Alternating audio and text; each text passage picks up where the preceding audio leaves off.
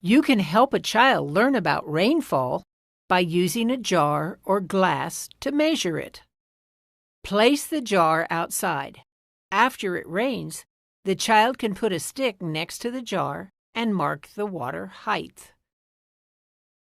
Then they can empty the jar and leave it outside.